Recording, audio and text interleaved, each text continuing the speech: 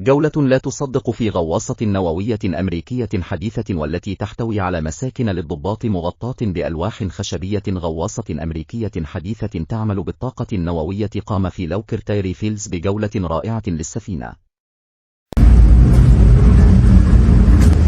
Okay guys, we're about to check out a submarine.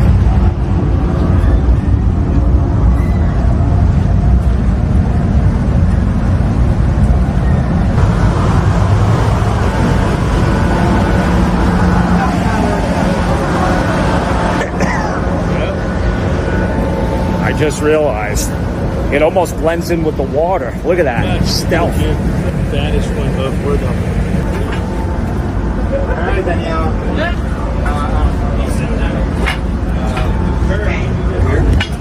Walk over here. Grab right here. Yeah.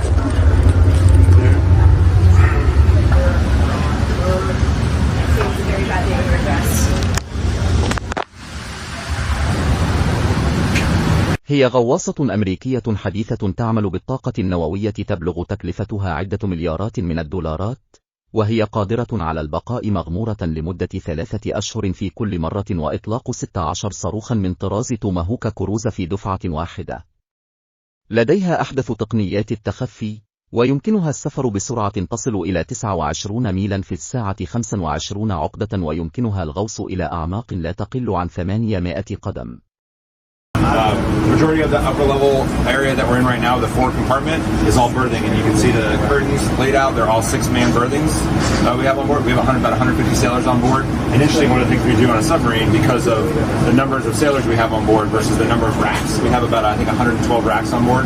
We do what's called hot racking, and what that means is you'll have 3 sailors assigned to 2 racks, and they'll rotate through those racks when they're standing watch or if they're off watch or whatever the case is. So it allows us to be able to, everyone gets a rack, we can have more personnel on board to be able to support the watch bill, and we won't have to take up as much room. You see that here? When we were standing topside, you were getting some footage of down the lockout trunk hatch.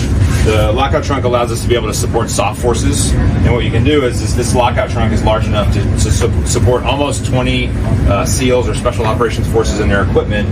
They all get in this lockout trunk, shut the hatches, flood it down, and then we can support soft forces being able to exit and enter the ship while we're underway, while we're submerged. This is the control room. This is kind of the brain of the ship when we're operating. So when we're submerged underwater, basically everything happens in this room. So up forward we have the ship's control station, and this is in essence where we drive the ship from, literally drive the ship. And it's manned by 2 sailors, the pilot and the co-pilot. And that's not, they're named the pilot and co-pilot because they fly the ship. We have the ability via these 8 screens, and these are all touch screens, to enter in the depth we want to go to, hit the enter button. Over on this side of the control room, which I'll talk about in a second, is where all of our sonar watch standards stand. And they're able to take all that raw data. Because these guys control all of our air systems, our water systems, and our hydraulic systems. Our water systems are obviously very important because we need to maintain buoyancy of the ship, right? Question about the oxygen on the ship. Does that come from the ocean? You guys bring ocean water and take the oxygen out of the water? So all of our environmental systems, we create all of our own air, we create all of our own oxygen, we also take carbon monoxide and carbon dioxide out of the air. And so we basically create our own environment because it's a closed environment once we're underwater. The younger generation comes along and they say, how can we make this more intuitive? Submarine Force did a number of studies and they said, let's use an Xbox controller. So we now operate our periscopes with an Xbox controller. That picture, that common operational picture, puts us in a position to be able to accomplish whatever mission we're doing, whether that's anti-submarine warfare, anti-surface warfare, intelligence, surveillance, reconnaissance missions. All those things rely on sonar's raw data and then our guys' ability to put those pieces together. To have these cradles, each one of these is assigned to a specific weapon, and each weapon, and you can see over here, this large green torpedo with the room that's fully loaded out. Yeah, what's going? Am I going that far? You can. I mean, if you want to. So it's tradition to go all the way to the end and touch it. It's a tradition to go to the end, so I'm going to do it. All right, we'll get you a grease pencil, and then you can sign your name, and then when you get back out, if you want to take a shot of it. you can do it, sir.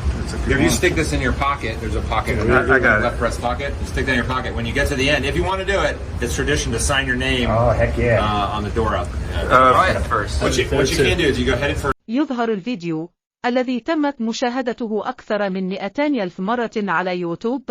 أماكن عمل القبطان وقاعة الطعام الأنيقة والحقول تتسلق داخل أنبوب توربيد.